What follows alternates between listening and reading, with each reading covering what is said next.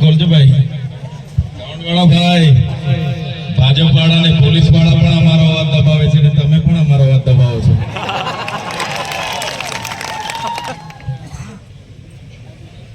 जय जोहार, जय आदिवासी। धन्यवाद। આજની પરિવર્તન સભામાં જોરિયા પરમેશ્વર અને રૂપસિંહ નાયકની ક્રાંતિકારી ભૂમિ પર અહીં મંચસ્થ ઉપસ્થિત જેમણે ખૂબ જ સરસ વિગતવાર શિક્ષણ બાબતે પરીક્ષાઓ બાબતે પ્રકાશ પાડ્યો એવા અમારા સાથી આમ આદમી પાર્ટીના વિદ્યાર્થી નેતા યુવરાજસિંહ જાડેજા, આપણા જ વિસ્તારના છોટાઉદેપુર લોકસભાના ઇન્ચાર્જની જેમની જવાબદારી છે એવા મુકેશભાઈ બારિયા, છોટાઉદેપુર જિલ્લાના આમ આદમી પાર્ટીના પ્રમુખ એવા રાધિકાબેન રાઠવા, વિપ્લવ હોય કે 1838 થી 1858 ની ક્રાંતિ હોય, એ રૂપસિંહ નાયક હોય,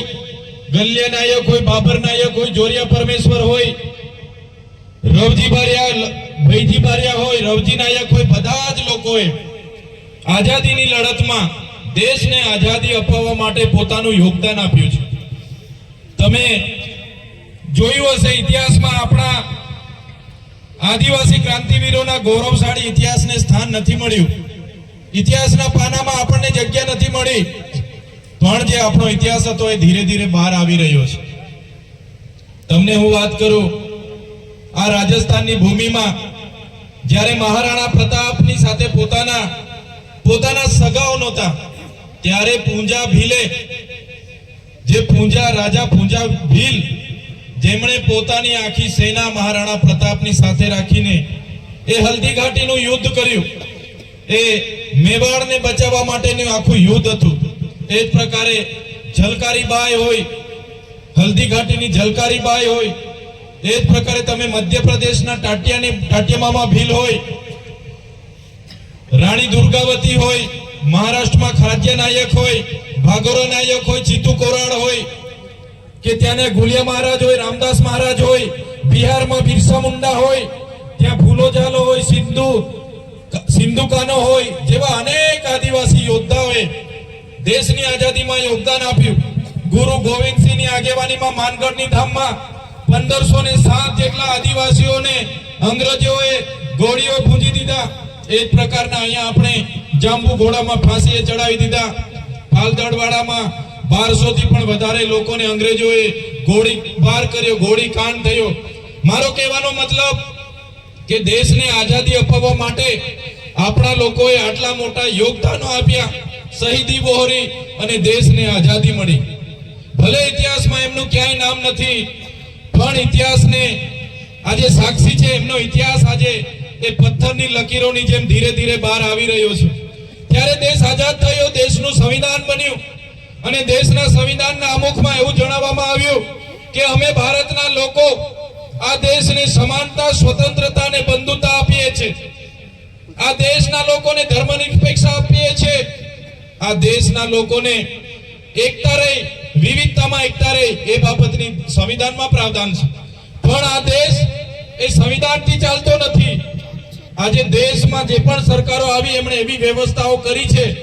કે આજે ગરીબ દિવસે ને દિવસે ગરીબ થતો જાય છે, ખેડૂત દિવસે ને દિવસે ગરીબ થતો જાય છે અને ઉદ્યોગપતિઓ આજે દિવસે ને દિવસે માલદાર થાય છે। આપણો શું ઉદ્દેશ હોય? અહીંયા બેઠેલા મારા વડીલો, યુવાનો, અહીંયા માતા બહેનો, આપણે સરકારને મતદાન કેમ આપીએ છીએ? કે આપણે સરકારને એટલા માટે મતદાન આપીએ કે આપણા વિસ્તારમાં આપણને મૂળભૂત સુવિધાઓ મળે, આપણા બાળકોને ભણવા માટે સારી શાળા મળે, સારી આંગણવાડી મળે, પૂરતા શિક્ષકો મળે અને ભણી ગણીને જ્યારે આપણા યુવાન યુવતીઓ આવે તો એમને જીવન જીવવા માટેની રોજગારી મળે, નોકરી મળે। પણ એ આ સરકાર કરી નથી રહી। 30 વર્ષથી તમે જોયું હશે એક હતું ભારતીય જનતા પાર્ટીનું શાસન છે। તમે ને અમે બધા જ ભારતીય જનતા પાર્ટીને મત આપ્યા છે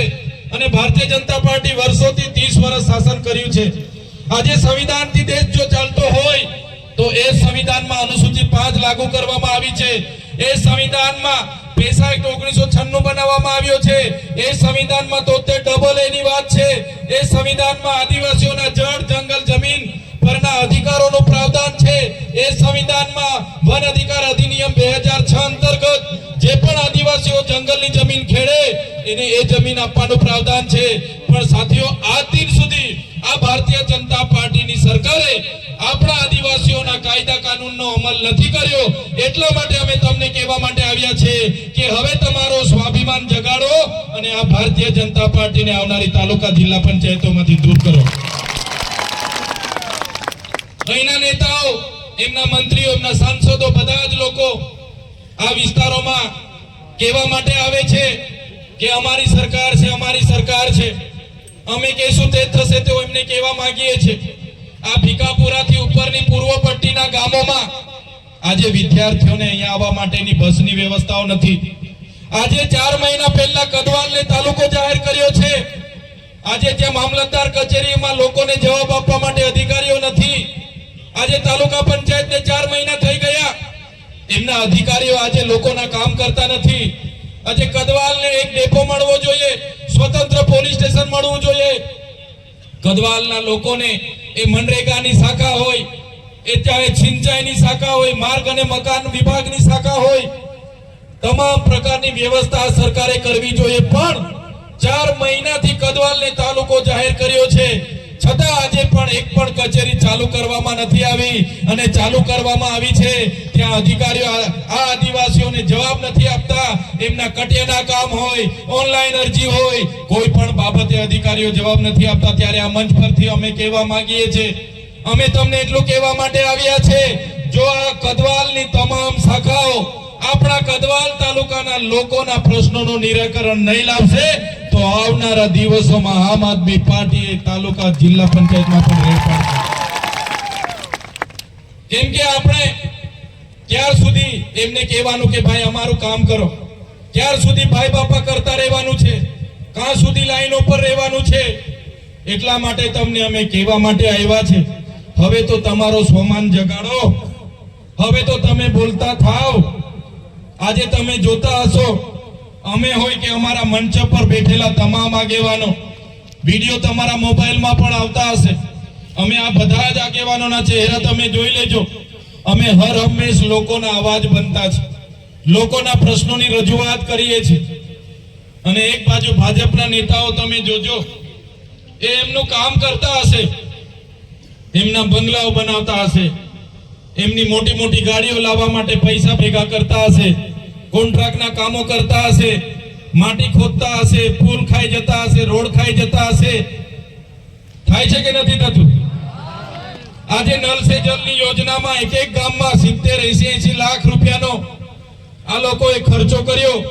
નલ સે જલમાંથી પાણી આવે છે ભાઈ બેનો પાણી આવે છે નળમાંથી